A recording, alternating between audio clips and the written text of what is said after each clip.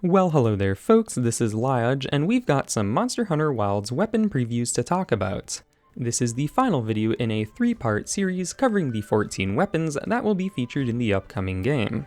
In the first 2 parts, we analyzed the first 9 official weapon preview videos that we have been receiving one of per day. So then of course, this video will be covering the final 5 weapon videos which are now all out. As usual, I will be doing my best to break down all of the new weapon actions with side-by-side comparisons to past games, and speculate on any new behaviors that we might see. I know I haven't been doing the best at getting these videos out in a timely fashion, but I hope that in exchange, I can make up for it with a slightly more in-depth analysis and the personally recorded past game footage for the comparisons. But that's enough for an intro. We have 5 weapons to cover today. These will be the sword and shield, the switch axe, the bow, the lance, and finally the dual blades. Let's get started. Kicking off this final round of previews, the 10th weapon being shown off is an all-time classic, the sword and shield.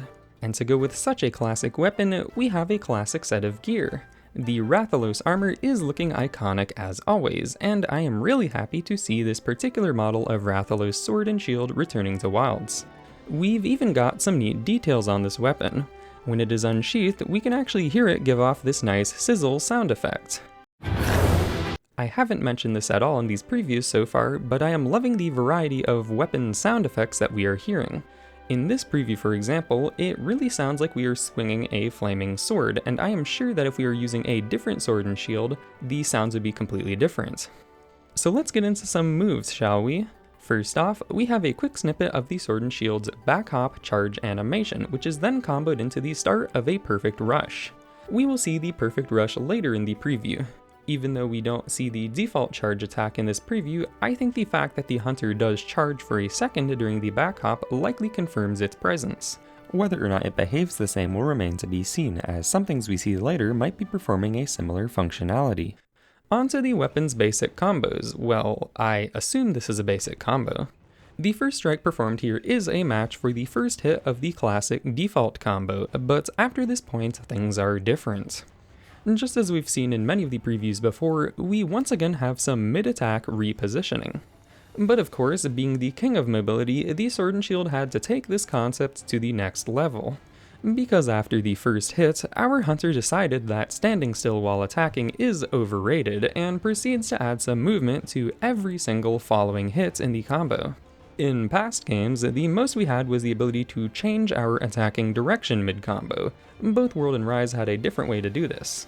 What I think will be the case in Wilds is that mid-combo, we can add any directional input to add a quick step in that direction to the next attack. Because in this clip, we can see both side steps as well as quick forward steps. Up next, here's the classic shield bash combo. This one seems mostly unchanged, but it is looking pretty strong. Right after this is something sort of new, a sliding slash that is used to close the distance to the monster. Now this move isn't brand new. It was previously added in Rise as a switch skill to replace the standard forward leaping slash. However, the Rise version of this move also came with the feature of automatically making you jump off of the monster. This was useful for getting in some easy aerial attacks, but it also made the move a bit harder to use as a quick gap closer. What we are seeing here though is the same sliding slash, but there is no forced jump. Maybe in Wilds, the sliding slash will be entirely replacing the functionality of the old leaping slash. Compared to the leaping slash, the sliding one does provide us with an extra hit, but the utility of it will probably be about the same. After closing the distance in this clip, our hunter goes back into another standard combo. This time, we can observe a second hit in the combo that matches the classic combo, so this further reinforces my idea that the basic combo can have directional input added to it in order to include some extra movement. Otherwise, I'm guessing that without the directional inputs, the combo will behave similarly to the classic combo. And indeed, we once again have some forward movement with the third hit of this combo. These next 2 clips are showing off 2 standard features of the sword and shield. Of course, we can block with the shield, as it would be weird to not be able to do that. Judging by the knockback shown in this clip, it's probably safe to say that the weapon will still be on the weaker side in terms of blocking strength. I did have quite a bit of fun, however, in Rise making a block-focused sword and shield build, so I wonder if something like that would be possible in Wilds. And of course, we have our confirmation that the Sword and Shield can use items while the weapon is drawn. This has been an exclusive feature of the Sword and Shield in past games and makes the weapon great for providing additional support to your teammates through item use. Now finally, time for our special Focus Mode weak point attack. This attack first consists of a quick sword stab that grapples us onto the monster. This behavior is pretty similar looking to the final hit of the classic Perfect Rush. The main difference is that once we have grappled on, we take our shield and perform an uppercut that launches us into the air. Afterwards, we do the falling shield bash, which is also similar to the follow-up from the weapon's classic charge attack. This whole animation, including the shield uppercut, is also reminiscent of the Shoryugeki from Rise and Generations, so maybe, even if the actual move won't be returning, this is almost as cool. This next quick clip is a few more moves from the Perfect Rush. We don't have any footage to see how the finisher will behave, whether it's like the World version or the Rise version, but this part of the move is working as we know it. Alright, now for something that I am very happy to see. We have another guard counter. At this point, I'm quite confident that there is some sort of well-timed guard mechanic that is allowing these various counterattacks to happen. I wonder if this mechanic will allow even a low guard strength weapon like the Sword and Shield to tank much larger attacks. By the way, just to fuel my conspiracy theory that I came up with in my last video when talking about the adept style guards, that shield does seem to be doing just a little bit of an extra spinny when going to guard. And this particular showcase has definitely saved the best for last. This attack is just oozing style, like they did not need to go this hard. The first part is this crazy sword flourish that swaps us to a backhand stance, and then we take the sword in both hands and do this very brutal overhead double stab that gives me the vibes of a heroic knight type move, kinda like Link from Legend of Zelda. And maybe this is just an effect from the move that puts a glow on any sword, but it looks like our fire sword is glowing white hot when we perform this move. I would love it if what we were seeing was a unique weapon effect, as that would be an amazing extra detail if so. But that will round out the Sword and Shield weapon preview. If increasing mobility was a general theme among many of the new weapon changes, then the Sword and Shield continues to stay a step ahead of the competition. Our next showcase will be featuring the second of the mighty morphing weapons. The one for people who prefer to think less and vibe more, the Switch Axe. This weapon has been a recent favorite of mine, being my main throughout Sunbreak and producing one of my all-time favorite playstyles. And once again, we've got ourselves a particularly stylish weapon model and armor set to enjoy. This Switch Axe model was another one that caught my eye as a silhouette, as the design is quite unconventional. It is actually kinda funny to use this model for the weapon preview when it barely looks like an axe or a sword. Just from the perspective of someone who may be seeing a Switch Axe for the first time, I don't know if they would be able to tell quite what the weapon they were looking at is supposed to be. And that's not to say that I don't love the weapon design though. I'm actually a huge fan of designs that take the same base model and make something that looks completely different. Loving the armor too. I am a huge fan of these nice flowy cloth-like sets. Like my peak fashion back in Sunbreak was the Violet Mizutsune set, and this armor seems just as cool. Speculating any monsters from this armor, I have basically no idea. The general color scheme and design theme does sorta remind me of Yangaruga, but I think it's not quite enough of a match to consider. Also, as we will see in the preview, the Switch Axe is clearly dealing ice elemental damage, so I think we should be keeping an eye out for a new purple ice-wielding monster. For our first sneak peek at a move, we can see the Wild Swing combo into the finisher. This move previously allowed us to quickly loop a ton of axe hits, and when performing the finisher after swinging a few times, the weapon would be powered up and allow you to build the amped gauge faster. And this mechanic isn't really detailed in the preview, so we aren't really sure if it will be present or work differently. Okay, so onto the weapon basics. The Switch Axe of course has its two modes, the axe and the sword. First, we've got a bit of axe gameplay, explaining that the mode excels at long reach attacks. The first two attacks in this combo are shared with the classic Switch Axe, but we then go directly into this spinning slash, which was not possible before. While the Switch Axe had a similar spinning slash before, it was not accessible from this exact combo path, and funnily, this combo from the sideways chop into the spinning slash is almost an exact match to the Charge Blade's elemental discharge combo. But continuing with this spinning slash, this move ends in a completely new way, as it chains right into an upward swing. I think this might actually be replacing our standard axe combo of downward swing, horizontal chop, and upward swing, with this new spin giving us a more fluid way to go from the horizontal into the upward. And next, we have a demonstration of the sword mode, and what we have here is one of the basic sword mode combos. This exact sequence of moves can be performed as is on the previous iteration of the weapon. But hold on, am I seeing what I think I'm seeing? Could there be yet another instance of mid-attack repositioning here? The forward slash has traditionally already had a bit of forward movement, but for the two sideways upward slashes, it feels like there is a slight sidestep incorporated into them. Now this movement doesn't seem quite as pronounced as we've seen for the other weapons, so maybe it is just the default attack animation.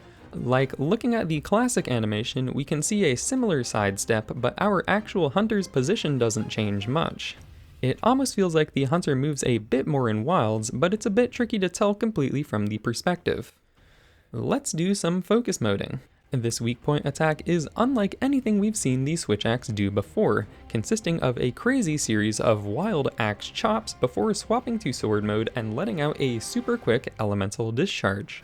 I have to imagine the default elemental discharge will still exist for the weapon, but this is notably the only time we see it in this trailer, and the speed in which we release it is faster than even the shortened one we could do previously. Overall, a very awesome move. Now here's a pretty huge clip. This is a switch axe counter. The switch axe traditionally has been a highly aggressive weapon with very little in terms of defensive options. Even in base Rise, when nearly every weapon got some form of counterattack, the switch axe never had one. That is, until Sunbreak, when it received the elemental burst counter, which incidentally was a counter so easy to use that you could become nearly untouchable. This counter does seem to have a pretty different animation than the elemental burst counter, as it sees us almost parry an attack with the sword itself. Afterwards, we are able to dodge backwards and follow up with a quick double sword hit.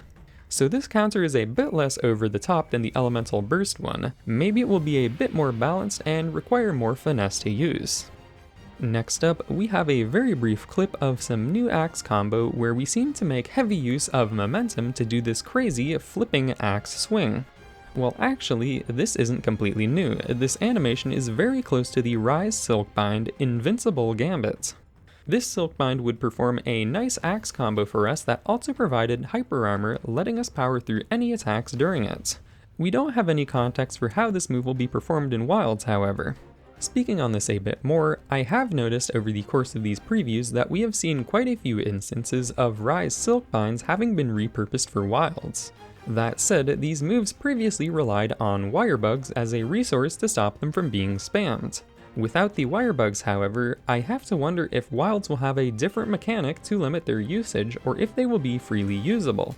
We do of course have focus mode as a mechanic to enable some moves when used against weak spots, but I think a handful of the moves we've seen aren't focus mode exclusive, and it's these ones that I feel may need some sort of restriction. Maybe a system like the Hunter Arts from Generations could return, or maybe they will just let us go ham and make these moves usable at any time. Okay, let's round out this preview with a bang. Literally, I guess. We only have a few seconds to work with here, but this feels like a finisher for some brand new ultimate sword combo. During these sword swings, it appears that the sword is in something like the amped state, as it is glowing with red energy. What is interesting about this, however, is that it almost looks like the energy covering the sword is forming sort of a extended energy blade. Now when the final hit of this combo is landed, it looks like we are able to detonate the energy like a finishing discharge, but while swinging at the same time.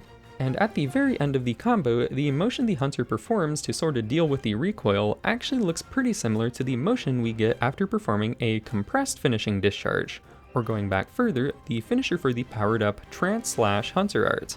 At any rate, I can't wait to see this full combo in action. And that concludes the preview for the switch axe. The fundamentals of the weapon seem to be pretty unchanged, but there are some very spicy looking new combos, and the presence of a dedicated counter might help to add a bit more survivability while we continue to keep up the aggression. Moving right along, we now have the final of the 3 ranged weapons in the game. The one for melee users who want to pretend they are playing ranged, the bow. Jumping into our gear check, we've got this pretty cool set that reminds me of a sorta musketeer, although the female set on the splash screen has a pretty different design featuring this cool helmet. I'm wondering if this is a unique non-monster armor set, kinda like the similar looking Guild Knight armor, but it could just as easily be from a new monster. When the camera gets close to the armor, it does look like it is made of a bunch of scales after all. The bow, on the other hand, is definitely of the starter leather weapon line, but I still have been loving all of the starter weapon designs. The first move we get a preview of here is almost definitely the Dragon Piercer, although the animation seems to be just a bit faster than it used to be. Visually, it's a bit different too. Instead of having a weird device attached to it, the arrow instead just glows with some white hot fire. We'll see the Dragon Piercer used in a few different ways in this preview. Onto the basic actions, we have a standard shot followed by a power shot and then an additional power shot. This actually mirrors the Rise version of the bow, which had the second power shot, while the World Bow only lets you perform one at a time. I do think this change in Rise made the bow's combos far more fluid, so I think this is a great addition to Wilds. Next up, we can first see our hunter apply some coatings to the arrows, which has been a standard feature of the weapon since it was introduced. One new UI change we can see, however, is the individual coatings seem to be shown as icons under the targeting reticule, which could help in making them easier to keep track of. After applying the coatings, we just have a standard 3-shot combo, where each shot increases the charge level of the bow.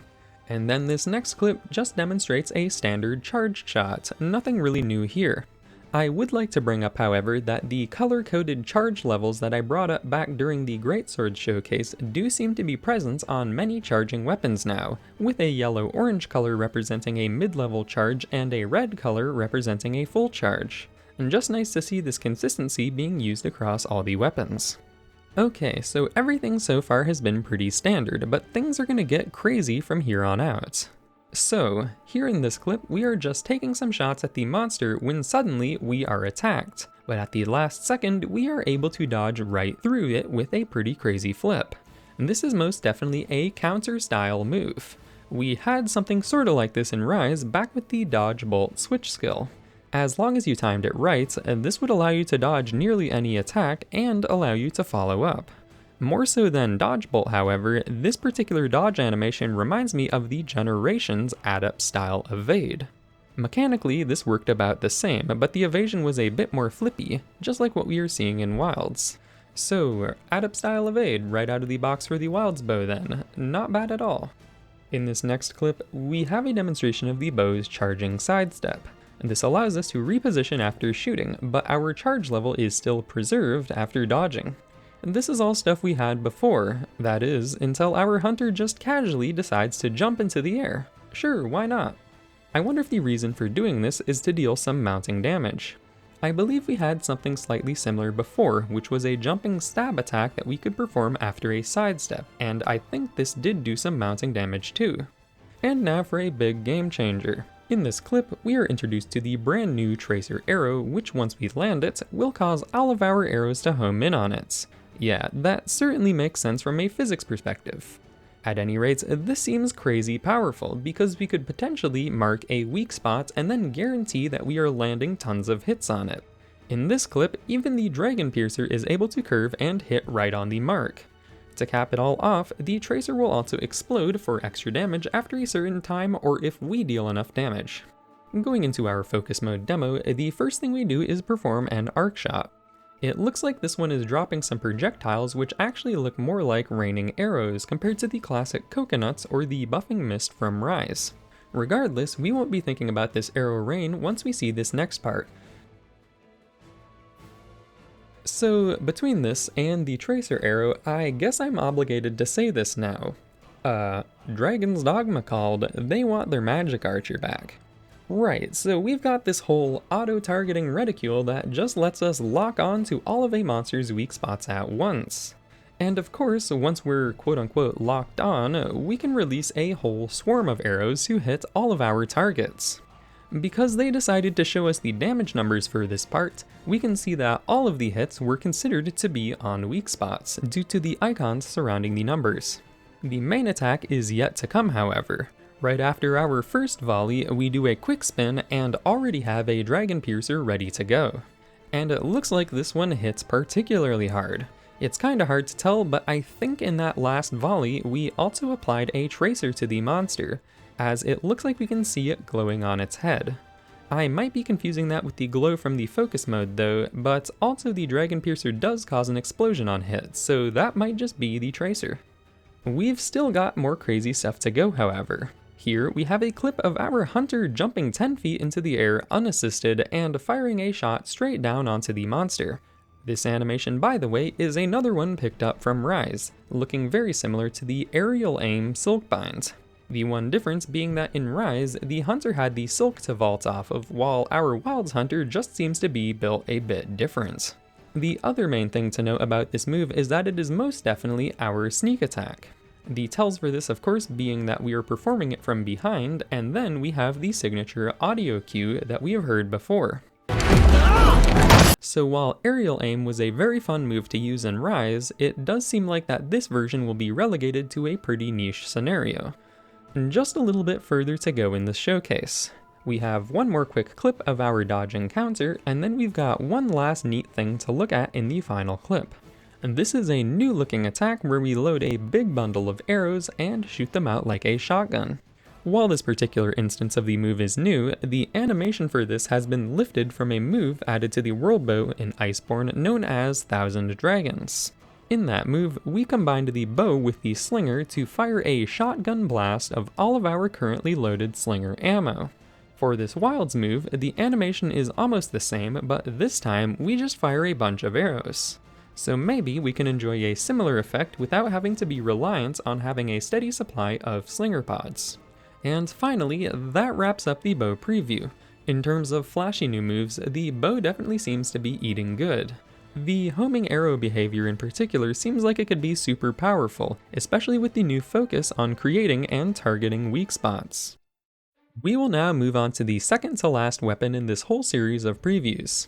And this is one that I have been looking forward to quite a bit. We have the ultimate tank, the Lance. And right off the bat, wow, this gear is certainly something. I don't think you have to convince me that this gear belongs to the Balahara, or the drill-like sandworm monster that we have gotten to know through these last few trailers. Because of course, everything is covered in these little drill nubs. And there is no better weapon for a drill motif than the Lance. Yep, that's definitely a drill. Let's move on. The first sneak peek move we have is a power guard into a counter thrust. We'll see this one a bit later, so we'll cover it then since it's a little bit different. Starting with some basics, the first thing we are shown is the Lance simply being used to block some attacks. This is just regular blocking, so there's nothing special going on here, but of course, strong blocking is one of the weapon's greatest strengths. However, there is one important detail that I would like to point out in this clip. At this point, I am relatively convinced that blocking weapons all have some form of well-timed guard counter mechanic. Now, I also swear that I was seeing just a hint of the adept-style blocking animation from Generations in the Wilds blocking animations. And since we have a good look at the Lance blocking early during this clip, I feel that I am still seeing the trademark animation. But this time, we can actually see something else. The second time the Lance blocks in this clip, we are actually able to spot a subtle blue flash for a very brief window. And in both many of these previews as well as past games, this sort of blue flash has very often been an indicator for an action that has counter frames in it. So I do think that this seals the deal that all you have to do to trigger one of these new guard counters is block an attack at the perfect time. And now to see some actual attacking. This clip, I believe, is showing off the Lance's basic combo, except it's already different. By now, I'm sure we've picked up the pattern, but what we are seeing here is an example of being able to attack and reposition at the same time. I do think that this particular action is the Lance's basic 3-hit thrust combo. Just once again, there is some directional input added to it so we can hop in a direction while attacking. We can see hops both to the side as well as forwards and backwards, which will make this weapon even more effective at staying in a monster's face and outputting constant damage. And at the very end of this clip, it looks like we can add a brand new finisher to the combo in the form of a swift triple poke. Between the repositioning and this finisher, I think the basic lance combo will become a lot more interesting, as for the longest time, the bread and butter lance combo really just consisted of 3 pokes looped over and over. And now for a thing that we knew we were going to see. This is the lance's well-timed guard counter. We can tell that this is the special guard counter, of course, because of that signature sound effect. And I kinda love the vibes of this counter attack. Instead of a normal counter thrust, our hunter just casually bonks the monster in the head with the shield. Like, it's very simple, but it's got heavy, nope, try again, energy. In practice, I could see this move being quite useful as it will give us a very easy way to deliver some KO damage directly to the monster's head, because you will instantly hit the part that was attacking you. Moving on, this is an example of the lance's power guard. This is an existing move for the weapon that allows us to reinforce our shield to take almost no knockback from any attack, and after this we can deliver a swift counter attack. Now, I am seeing 2 main differences in this clip from the lance's previous behaviors. First, this power guard was performed from a standard guarding stance. Before, the way to access a power guard would be through a standard counter thrust. In this preview, I don't think we actually see the standard counter thrust, although one clip coming up has my attention, but I am curious if between the power guard counter and the perfect guard counter, maybe we don't have a standard counter thrust anymore. That said, the standard counter thrust was a useful way to loop the triple poke combo as well as help with tanking through any incoming monster attacks, so I do hope that it still exists in some form. The upcoming clip might shed some more light on that. Going back to this power guard though, the other new behavior is the follow-up thrust we perform after blocking the attack. Compared to the previous behavior, this follow-up thrust actually has our hunter do a little jump to thrust with a bit more power. And this might just be a visual change, but it looks pretty cool and emphasizes the strength of the attack. Next up, we have yet another power guard, but this time we follow it up differently. And this time, after blocking the attack, we perform a strong horizontal thrust, but then go directly into a lance charge. With the lance's previous behavior, we could go directly into the lance charge after the power guard, but this transitionary thrust is a new feature. After the hunter charges for a bit, they perform a turnaround sweep attack, which was one of the options we previously had for ending a lance charge. And as usual, it's time to start focusing. And contrary to what I would expect from the weapon designed for the most precise of strikes, our focus mode attack is initiated by a big ol' shield bash. It's kinda funny watching this clip, the way the Doshagama reacts here is almost like it wasn't even expecting that. Maybe that is the idea here. The shield bash causes the monster to reel, and then we charge in, dealing some more shield hits from the charge, and finally we pull out the lance and land a stab right on our target. So, well played, I guess. Alright, so this clip, I overlooked it the first few times I watched this video, and then once I noticed it, I had to keep rewatching it because I wasn't quite sure what was going on. This kinda looks like the lance's classic counter thrust, but it's not quite right. The first thing to notice is that this is a charge attack. Now, the classic counter thrust is also a charge attack, but it's not really ever used as one. Really, all the so-called charging of the counter thrust is just to give you a longer window to block an incoming attack, and then you can follow up and continue your combo. What we are seeing here, however, looks like a full-fledged charge attack. I say this because we can spot a new universal feature of the charge attacks in Wilds. First, we can observe the hunter pulse white, and then they pulse yellow-orange. We, however, never see a red pulse because the attack is released early, but I have a feeling that it would charge up to the red level. Compared to the classic counter thrust, that move never really had stages of charging, it just released after a bit. Okay, now the second thing to notice about this move is the shield. What's it doing over there? That's not where it should be. If we wanted to block attacks during this charge, then it should be held in front of us. So I'm thinking that this charge might not be auto-countering any attacks that hit us during this time. But that leads us into the final thing to notice about this move, and that is the fact that we do counter an attack with it. If we look at this point very closely, we can see that the shield is moved to be in front of us, and let's turn on the audio for a second because we can hear our new favorite sound effect. After we release this move, we counter the monster's attack and follow up with what appears to be a shield bash and a double thrust. So I think after all of this, I have the general gist of this move. This is a charge attack, but it will not auto-counter for us. Instead, we can counter at the moment we release the attack.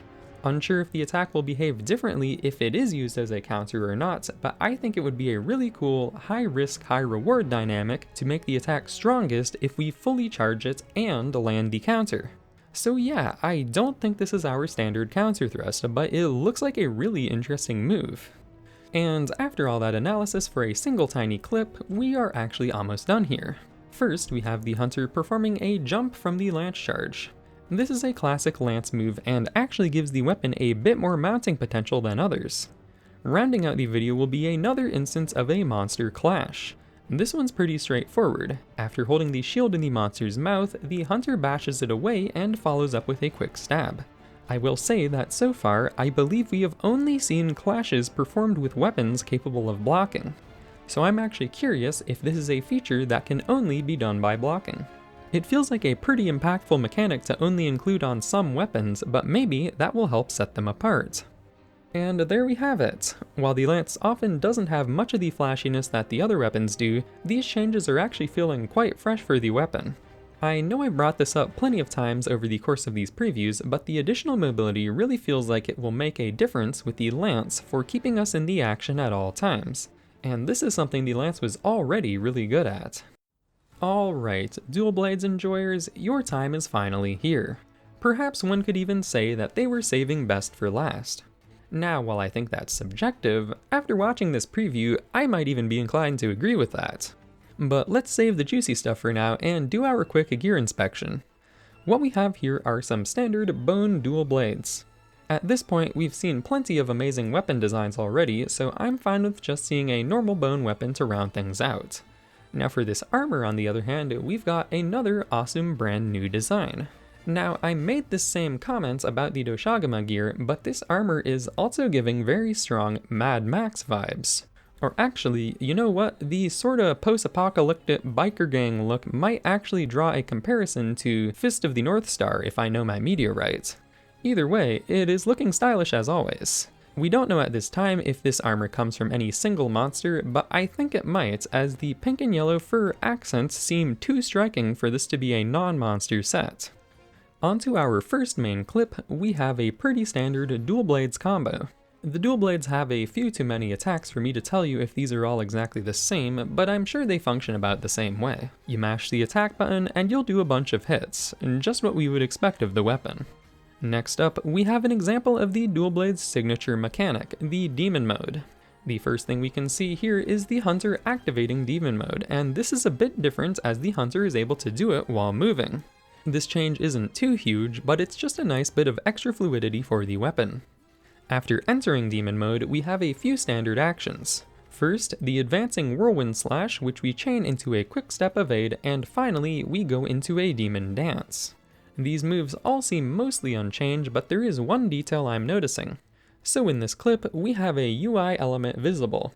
This I believe will be the gauge to represent the dual blade's Arc Demon Mode energy. The way this works, of course, is that when we land attacks in Demon Mode, the gauge will increase. Then once it's full, we will enter Arc Demon Mode, which gives us access to the Demon Mode actions outside of Demon Mode.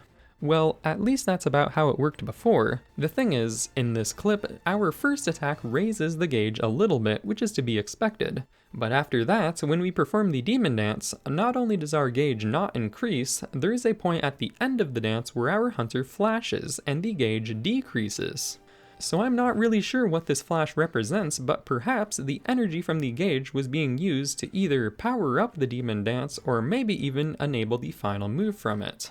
But speaking of Arc Demon Mode, this next clip might shed some more light on it. For starters, the text states that Arc Demon Mode will further boost the damage of some attacks.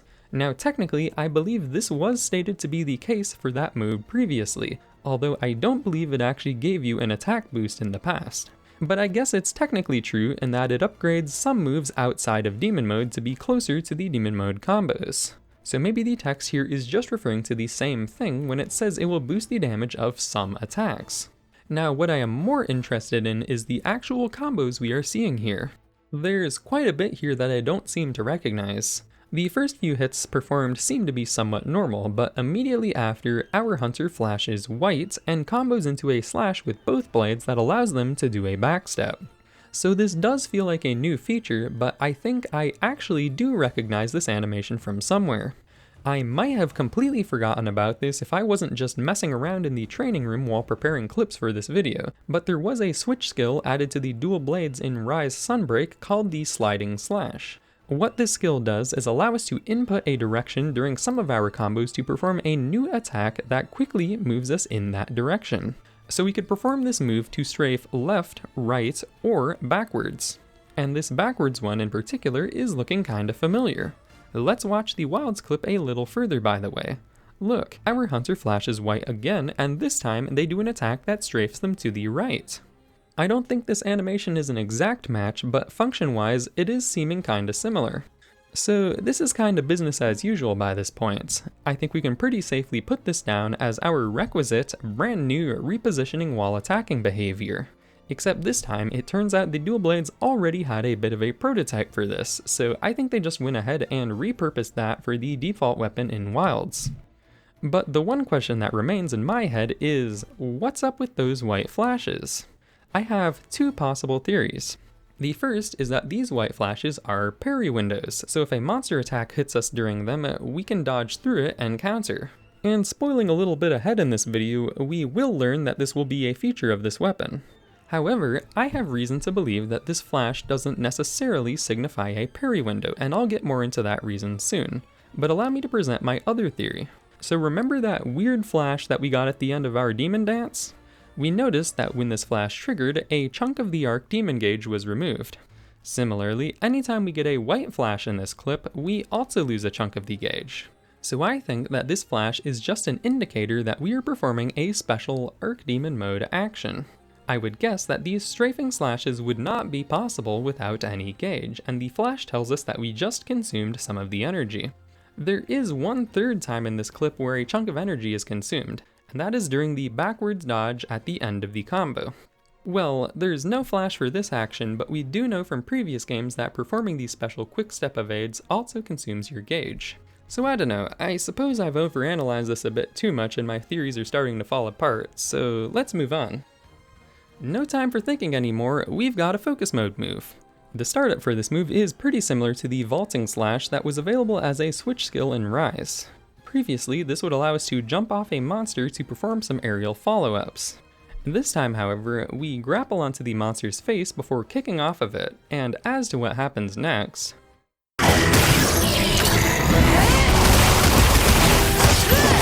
I think we can safely say that the dual blades have achieved their final form. Like, there's basically nothing that could be added to them to top this. They may as well have ended the preview here. But they didn't actually, and I suppose there are a few more things worth looking at here. It is now time to see that fabled counter I spoke of before. I guess that this change is actually a pretty big deal. In past games, we did have two main instances where the dual blades could perform a similar styled counter. The more recent example is with Rise's Silkbind move known as Shrouded Vault. This move gave us a wirebug assisted dash, during which if we took any hits, we would ignore all of the damage and counter with some spinning slashes.